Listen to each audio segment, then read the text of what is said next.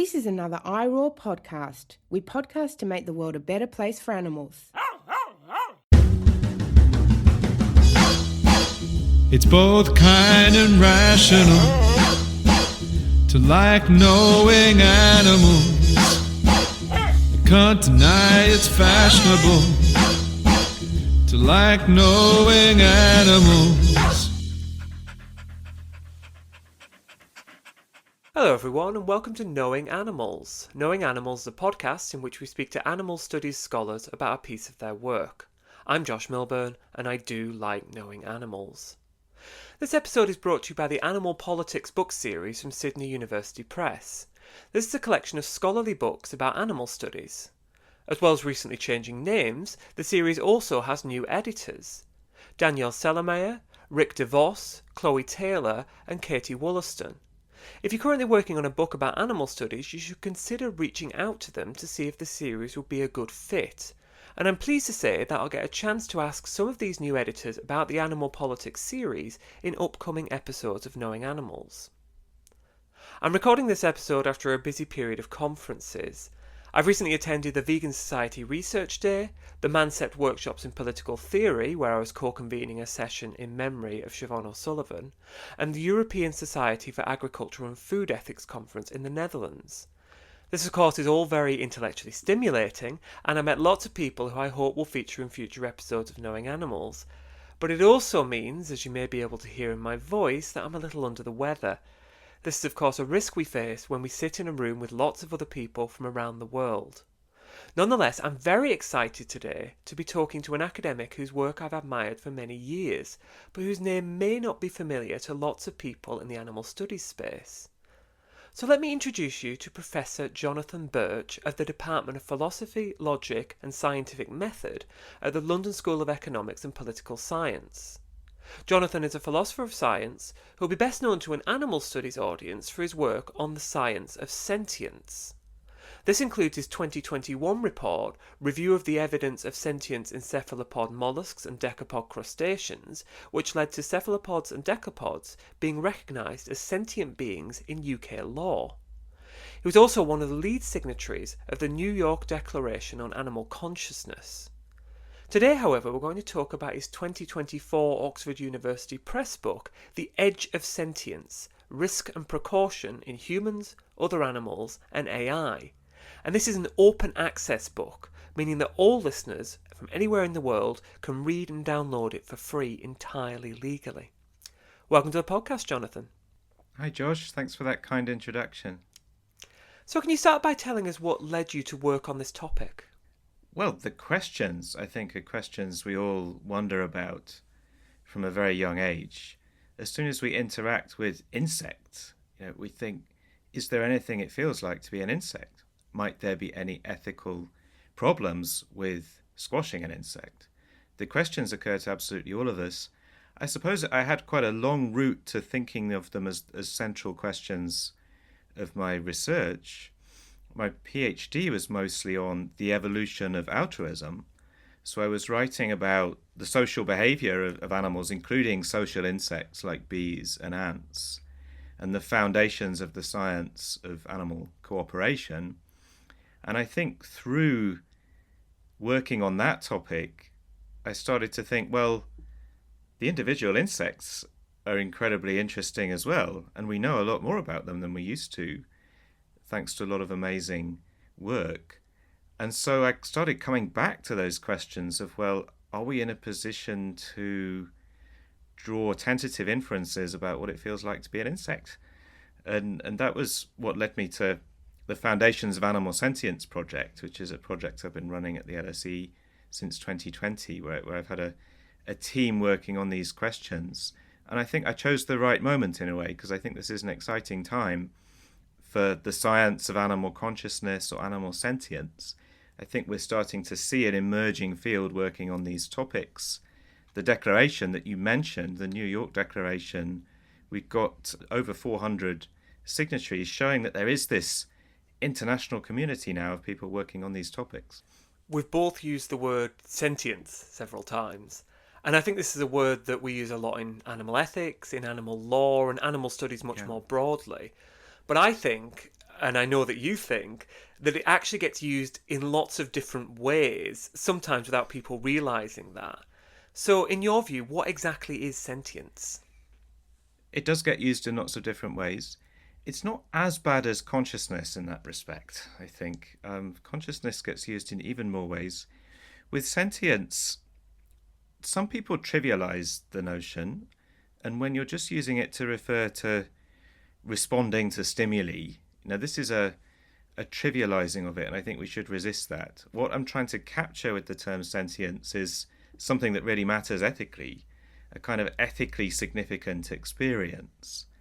And what I propose in The Edge of Sentience book is that this way of defining it that is, I think, quite widely used in animal ethics as a capacity for valenced experience is actually the best way. So we're talking about not just any responsiveness, we're also not just talking about any subjective experience, but subjective experience that feels bad or feels good, that has a positive or negative quality, where pain and pleasure are the most obvious examples, but it would be a little too narrow if we just defined it as the capacity for pain and pleasure, because other negative states like boredom, anxiety, frustration, they also matter, and the positive side of mental life matters too. Joy, excitement, comfort, these things also matter. I've always taken sentience to be a binary. While different sentient beings might experience the world in quite different ways, a given being is either sentient or not sentient. But you suggest in the book that there might in fact be no fact of the matter about certain beings, and so certain beings might not actually be sentient or non-sentient. Could you explain what you mean by that? That is an idea that I find uncomfortable, and that I hope is not the case, because I think our moral universe is simpler if the moral circle has a sharp edge. And so I hope that's true. I think there is undoubtedly a lot of gradual variation in many dimensions of sentience, from more complex forms to forms that are in some dimensions simpler. My paper, Dimensions of Animal Consciousness, is about this. But what I hope is that there really is a sharp line between the most minimal kinds of sentience and there being absolutely no sentience at all. But some authors in the literature challenge even this. Peter Godfrey Smith, for example, in his book Metazoa, challenges this and suggests that there really could be borderline cases, just as there are of tallness or oldness, where there's no sharp threshold where you become old or become tall or become bald, just a region of borderline cases. And Godfrey Smith suggests this is how it could be with sentience. That is very counterintuitive, I think. It's very hard to imagine, but I don't think the difficulty we have imagining it is actually a good reason to think that it couldn't be true. So imagine I'm interested in the question of whether a particular animal is sentient. I recently read Martha Nussbaum's book, most recent book, and I was quite surprised to see that she said that sharks probably aren't sentient. So let's say I was interested in the question of whether sharks are sentient. Should I just ask the scientists? What can experts in fish welfare tell me? And perhaps more importantly, what can experts in fish welfare not tell me? Well, these issues are surrounded by enormous uncertainty. I think the pitfall we should try to avoid is overconfidence, where we end up expressing certainty about sentience or non-sentience on the basis of evidence that undoubtedly still leaves a lot of uncertainty. So I do disagree with Nussbaum. This idea of writing off sharks just because they supposedly, according to anecdotal evidence, don't react to injury to the body in the way that we do and don't have nociceptors, which is specialized nerve receptors responding to noxious stimulation in the body. It's very problematic to then move straight from that to the idea that they're not sentient for multiple reasons.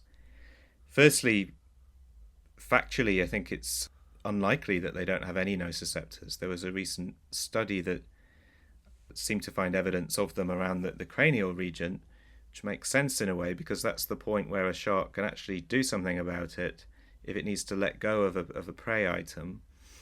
So it makes total sense that it would have nociceptors there. But also, even if there was a total absence of nociception, it's clearly possible that it could still be sentient in the way I've just described it, because maybe other noxious stimuli like heat, other different aversive states like hunger or thirst. There's lots of other ways in which it could have positive or negative experiences, even without those nociceptors. So to me, this illustrates the dangers of overconfidence. I think there can be problems on the other side as well. If one expresses certainty about the claim that sharks are sentient because you found nociceptors in the cranial region, that would be equally overconfident. And so we need to avoid pitfalls on both sides. And what we need, I think, are frameworks for managing our uncertainty. This is what my book is about.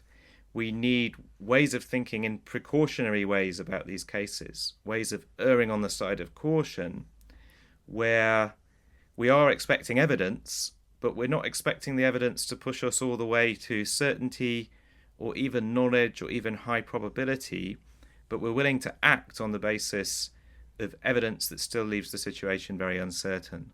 So do you think we're basically inevitably, and maybe not with sharks, but perhaps with sharks, but do you think that we're basically inevitably stuck in a situation of uncertainty when it comes to lots of animals who may or may not be sentient? I would say so. This uncertainty is not going away. Just look at the controversies in consciousness science and the very wide range of theories that are on the table and supported by some evidence. There's a lot of disagreement in consciousness science. There are theories that attach great significance to prefrontal cortex, right at the front of the brain in humans. There's another group of theories that says that's all wrong. It's actually regions at the back of the cortex, the posterior cortex. There's another group of theories that says, well, both of those are all wrong. What really matters are mechanisms that are subcortical, and they're much deeper in the brain, and they're located around the top of the brainstem in the midbrain, and that these are what support sentience. And current evidence does not discriminate between these wildly divergent views. It leaves us with this range of realistic possibilities. And so in the book, what I'm trying to do is find points of overlapping consensus, so to speak, where even though we do continue to disagree quite radically about the system requirements for sentience, we recognize this range of realistic possibilities, and we're willing to take precautions on the basis of a realistic possibility of sentience, even though we're not certain. I think a lot of people listening to this, and this is something that I've been pressed with when I've explored these kinds of ideas with students and colleagues, well, why don't we simply assume that all animals are sentient? It depends if it's going to mean anything practically or not, because assuming all animals are sentient means even the microscopic ones, even the sponges, even the copepods that are in New York drinking water, they're added to the drinking water to clear out mosquito larvae, even zooplankton, even the dust mites in your pillows and your sheets. And, if people want to say all animals are sentient, well, one can speculate, of course, but is it going to mean anything? Is it going to mean substantial legal protections for those dust mites? I've always had the view that because we want it to mean something, in fact, we need it to mean something, we need it to really result in substantial protections of some kind, there has to be an evidence base to support that. But what we can't then say is we have to have certainty or knowledge or even high probability. So we need an evidential threshold that is set at an appropriate level. And that's what part of what I'm trying to achieve in the book is to try and characterize that. I introduce in this book the concept of a sentience candidate, where a realistic possibility has been established by empirical evidence, and the evidence base is rich enough to inform the design and assessment of precautions. And I argue that we're definitely not in that situation with the dust mites in the bed sheets, but we are in that situation with quite a wide range of animals. I definitely want to get to these political proposals you were just talking about, but let's stick with this idea of a sentience candidate first of all. So granted, dust mites probably not a sentience candidate. We haven't got that level of evidence to suggest that they might be sentient. Yeah. What kinds of animals, or perhaps even non-animals, do you think might fit into this category of sentience candidate? I think that all adult vertebrates are pretty clearly in that category. So fish in particular, even sharks, sorry, nussbaum, I think adult vertebrate animals, including all the fishes, are sentience candidates in the way I've just described. But we need to push beyond the vertebrates and consider invertebrates, because I think octopuses and other cephalopod mollusks are also very clear sentience candidates. And then, of course, once your mind is starting to grapple with that, you very naturally start to think, well, other cephalopods like octopuses, are they special among invertebrates? Or has the same standard of evidence been met by other invertebrates as well? And I think the evidence has pushed us towards looking at decapod crustaceans like crabs, lobsters, crayfish, shrimps. And then I think the evidence is also pushing us to look at insects, where in bees in particular, but also Drosophila fruit flies increasingly, really remarkable behaviors have been found that genuinely do raise the probability of sentience to that, in my view, to that level of realistic possibility. And by realistic possibility, you don't mean necessarily that they are probably sentient. You just mean there's a decent chance, and we should be taking that into account in our reasoning. Exactly, yeah. The threshold I'm trying to draw is about when it becomes irresponsible to ignore that possibility, when you're designing policy and making decisions that affect these animals. And to me, that is below 50%. Yeah? And this is widely accepted in other policy areas, that you don't need something to be more likely than not for it to be reckless or negligent to ignore the possibility that it might be true. It's very interesting as well that fruit flies is one of the things you mentioned, because of course they're a model organism. Yeah. There's loads of research out there on fruit flies. Yeah.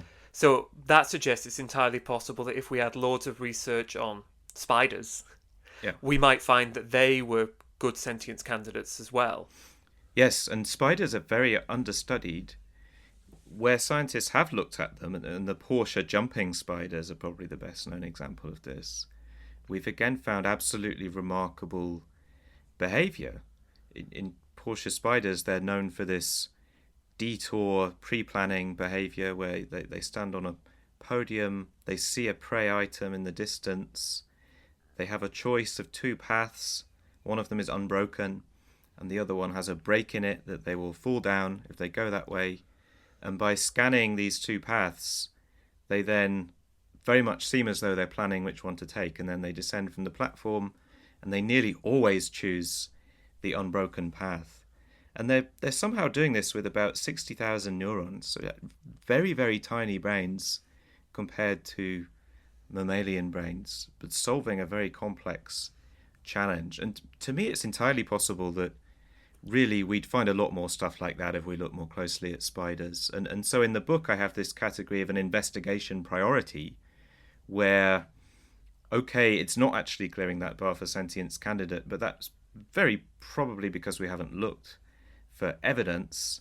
And if we were to, there's very much a chance of the evidence being found. And there are risks here that we ought to take seriously. And so we ought to be doing that investigation as a matter of priority. So let's return to the political and legal recommendations that you make. I like this distinction between a sentience candidate and an investigation priority. And then I recognise that below that as well, there's other animals that probably aren't sentient and aren't even an investigation property. You've used the example of dust mites. Maybe we could come up with some other examples. So this isn't just a book that's trying to categorize animals into these categories, or to say, well, here's the sort of evidence we want. It's a book about how we respond to that uncertainty. And I was actually quite surprised to see how much political philosophy or political thought or political theory there was in this book. So could you introduce us to the practical political or legal proposals that you make? Well, there's 26 proposals in the book, so it's a book full of proposals about many different cases, including the animal cases, but also AI, organoids, fetuses, embryos, people with disorders of consciousness. So it's a book that is full of proposals, and there's also a proposed framework for how we might try to think through these issues at the edge of sentience. where I think, well, we need a precautionary attitude. We need to recognize that sentience candidates often call precautions. And then the key concept is proportionality, that we need ways of designing precautions that are proportionate to risks we've identified. And I talk about how we might assess proportionality in practice and what it means. I'm a big fan of mechanisms like citizens' assemblies for addressing questions of proportionality, where the precautions we're putting on the table, they're going to imply changes to our way of life. We need to have mechanisms that will give some democratic legitimacy to those changes. And I think given the problems with referendums and often the incentives that elected assemblies have to neglect these issues, citizens' assemblies of randomly selected members of the population can be really, really effective. And I discussed the sort of steps such an assembly might go through to assess the proportionality of a proposed measure. I see. And so these citizens' assemblies, they're deciding how we respond to the evidence. They're not trying to determine whether a particular animal is sentient or not, or the correct account of sentience. That's right. There's a proposed division of labour, as it were, where we don't want policy to be based on a single speculative theory of what sentience is. That would be a huge mistake. We want policy to be about taking sensible precautions to protect sentience candidates. But we need a division of labour of a kind between that judgment that something is a sentience candidate, for which I think there should be expert panels, and then the judgment of what is a proportionate response to the risks we've now identified, which I think is one that should not be left to experts. In fact, I talk about the tyranny of expert values in cases where we let the experts decide the policy as well as the relevant science. And what we need to do is bring the public into those discussions about what would be proportionate. So what kind of restrictions or policies are you imagining here? It very much depends on the case. If we think about the case of octopuses and decapod crustaceans, our report from 2021 has quite a lot of recommendations in it for different policies that we wanted to put forward. For example, we might consider banning octopus farming, and in the UK's case, we might consider banning imports of farmed octopus on the grounds that, well, these animals are clearly sentience candidates, and the ways in which they're farmed, well, to say the least, are not based on serious safeguarding of their welfare. So that's one example. And then when I make these proposals, I'm not saying that, well, because I'm the expert, they should immediately be implemented. I'm suggesting that let's have them on the table for debate, and let's try and have a debate that is as inclusive as possible about whether these steps are proportionate to the risks. And how do you feel that we as individuals perhaps should engage with these kinds of questions? I understand the focus on the institutional side, but a lot of people listening might be thinking, well, how should I moderate my behaviour in relation to, say, insects or other invertebrates, given that they might be sentient? Yeah, well, of course, I worry a lot about that as well, having come to this view that they're sentience candidates. And the book is really, the focus in the book is on public policy and about what would it be legitimate and realistic, pragmatic for a state to actually do about these cases. But I do think there's that broader question of what can we as individual people do? And I suppose I'm often struck by this fact that we often talk about our power being incredibly limited in relation to animals, and what can we do really to change deeply entrenched farming practices and things like that. But often our power over individual invertebrates, like individual insects, is absolute, and we can, whatever we do with them, there's no oversight, there's no sanction, there's no limit. And it does become a matter of conscience, I think, about what are we going to do? Well, I mean, I don't have answers, I suppose. I do have very serious concerns about things like pesticides. And of course, there's many reasons to worry about that, independent of sentience.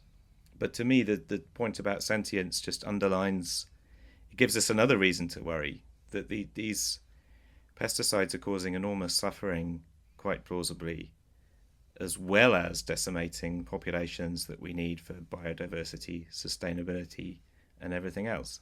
Before I turn to our regular questions, I feel I have to ask you a particular question that comes up again and again and again when talking about animal ethics to people outside of the discipline, which is plants. How do you feel, as someone who spent a lot of time thinking about sentience and studying sentience, about the recent claims from some plant neurobiologists that plants might be sentient?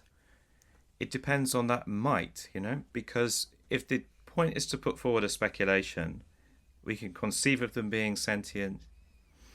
If the aim is to motivate investigation and say, well, currently none of this gets funded, but it should be funded, I think that's okay. And as long as one can recognise the speculative, conjectural nature of the claim, I think that's okay. But the problem for me is if people start saying the evidence concerning plants is as strong as it is for invertebrates like octopuses or crabs or lobsters, that I think is just not true. And accordingly, I think this sentience candidate concept that is meant to come in when the evidence base exists to inform the design and assessment of precautions, I think it would just be false to say we have anything like that in the case of plants. I think there's a huge difference between this evidence-based precautionary action that we can take with octopuses and this seminar room speculation that's possible with plants. Now, Jonathan, we ask every guest on Knowing Animals 5 quick questions. Are you ready for your 5 quick questions? Okay. Can you recall the first piece of pro-animal scholarship you ever read? It's a tricky one. So I have a very clear memory of reading J.M. Coetzee's Lives of Animals in his Elizabeth Costello book about 20 years ago. Maybe I read some pro-animal stuff before that, I don't remember. But that is seriously memorable and I think had a big influence on me. And so that stuck in my mind. Can you recall the first piece of pro-animal scholarship you ever wrote? It's another good question. So I wrote as a student at Cambridge. It must have been around 2008. I wrote a piece for Varsity that was about the ethics of animal experimentation. And they didn't publish it. They axed it. And so I have no idea where it is. It's just been wiped off the face of the earth.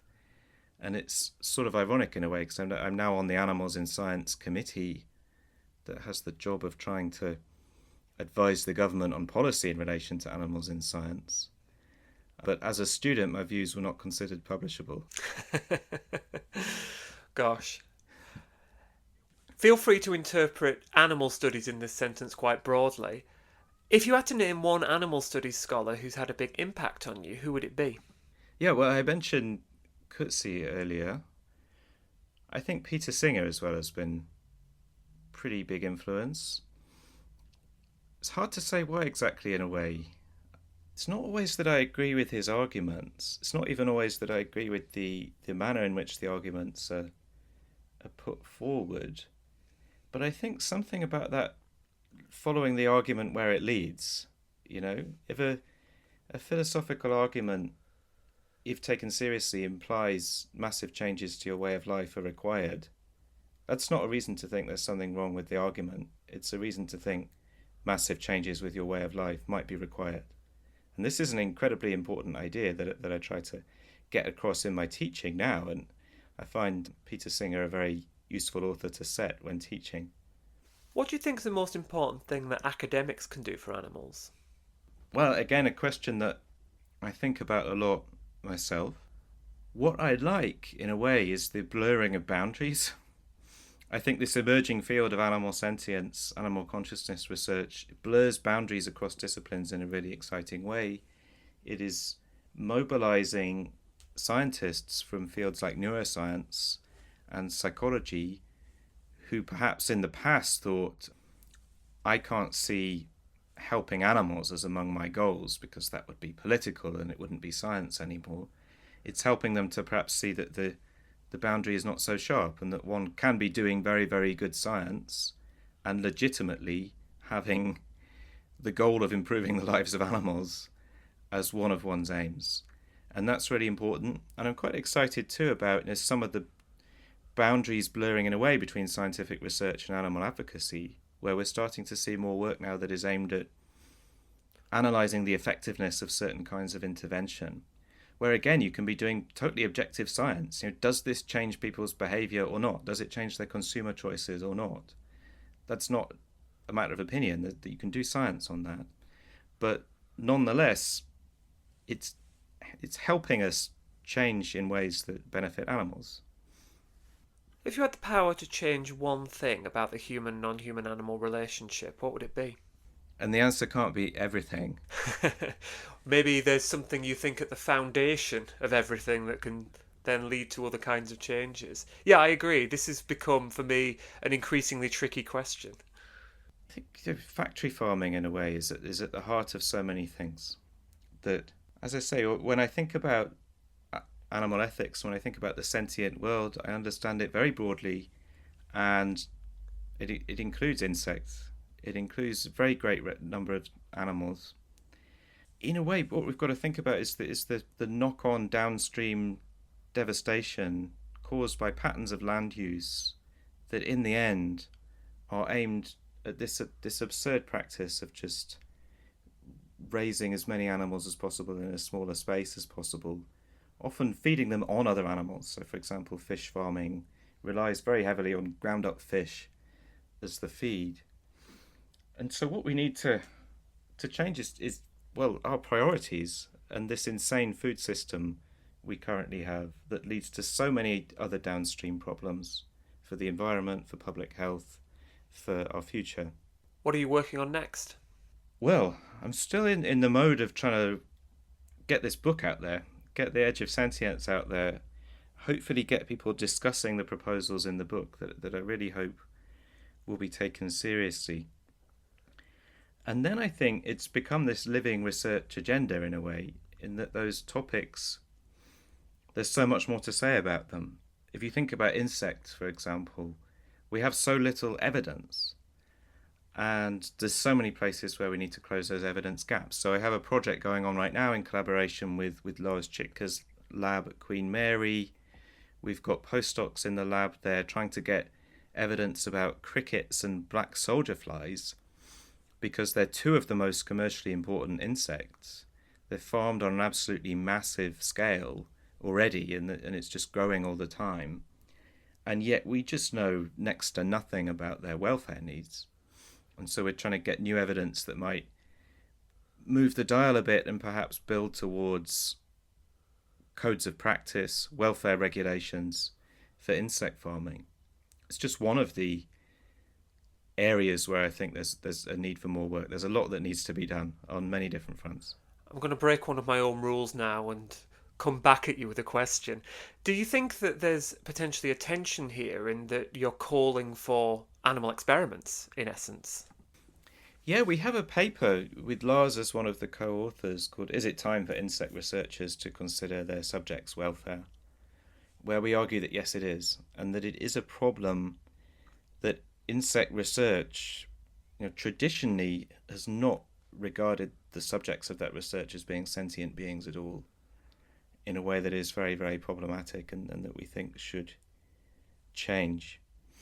We're in this situation where, in a way, if you want to convince people that insects can suffer and we need to do things to help them, and if you're trying to convince an industry that has been initially very skeptical that it needs to change the way it does things, it seems like it's not clear if there's any other way apart from doing experiments in which there will be noxious stimuli. At least that's the view we come to. And so what we try to do is make sure the noxious stimuli in these experiments are as mild as we can make them, given the aims we have. And so it's things like making them stand on a heat pad that is heated to 55 degrees.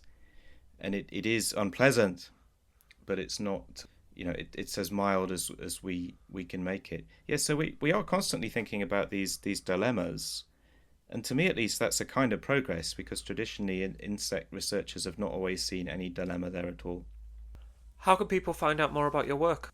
Well, edgeofsentience.com has the key links for the book. It is an open access book, which means you can get a PDF version for free. There's also a print version with Oxford University Press. Yes, I'll also be posting links to podcasts, including this one that I'm doing to promote the book. So there's lots of ways in, and I really hope people will read the book, read the proposals, think about whether they agree with those proposals or not. Well, thanks so much, Jonathan, for joining us for this podcast. Thanks, Josh. And thank you, listeners, for joining us for Knowing Animals, the podcast where we talk to animal studies scholars about their work. You can follow us on Twitter at knowing_animals or on Facebook. You can follow me on Twitter at Josh L. Milburn. I'm on Instagram at A Vegan Philosopher, and I'm even on Blue Sky, which now has more than 10 million users, apparently. Please don't forget to tell others about our podcast and review it. Reviews make it easier for others to find us. I'm Josh Milburn, and I do like knowing animals. For more great iRaw podcasts, visit irawpod.com.